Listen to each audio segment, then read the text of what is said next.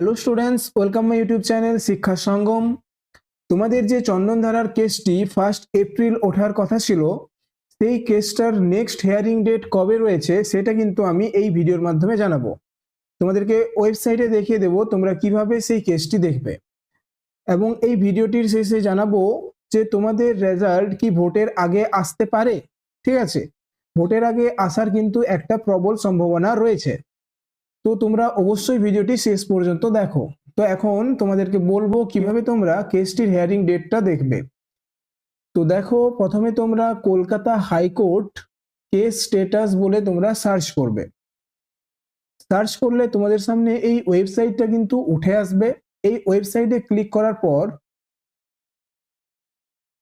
তোমাদের সামনে এই পেজটা কিন্তু উঠে আসবে। ঠিক আছে, এখানে যে 3 নম্বরে দেখতে পাচ্ছ পার্টি নেম, ঠিক আছে, এই পার্টি নেমে কিন্তু তোমরা ক্লিক করবে। পার্টি নেমে ক্লিক করার পর তোমাদের সামনে এই যে পেজটা কিন্তু চলে আসবে। এই পেজে দেখো তোমাকে পিটিশনার এখানে লিখতে হবে এবং তোমাকে ইয়ারটা লিখতে হবে, অর্থাৎ কোন সালের তুমি কেসটা দেখতে চাইছো, এবং তোমাকে এখানে কিন্তু ক্যাপচাটা টাইপ করতে হবে।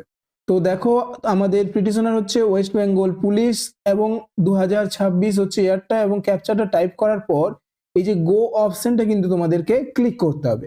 এই গো অপশনটা ক্লিক করার পর তোমাদের সামনে এই পেজটা কিন্তু আসবে। ঠিক আছে, এ দেখো তোমাদের number of case, total number of case হচ্ছে 6টি। ঠিক আছে, আর তোমাদের এখন মোট 6টি কেস রয়েছে।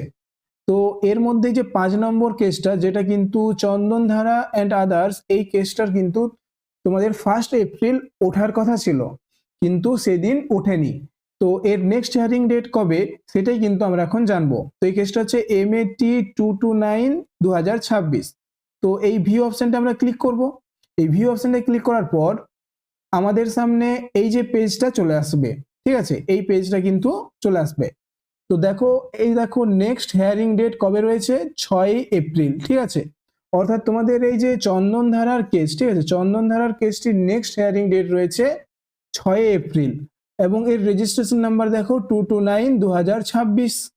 ঠিক আছে, তো এই কেসটি তোমাদের 6 এপ্রিল কিন্তু উঠতে চলেছে। তো এই কেসটির সঙ্গে কিন্তু তোমাদের WBP রেজাল্টের সেরকম কোনো সম্পর্ক নেই। ঠিক আছে, আর তোমাদের জন্য একটা ভালো খুশির খবর রয়েছে, এই যে তোমাদের রেজাল্টে কিন্তু ভোটের আগে আসার একটা প্রবল চান্স রয়েছে।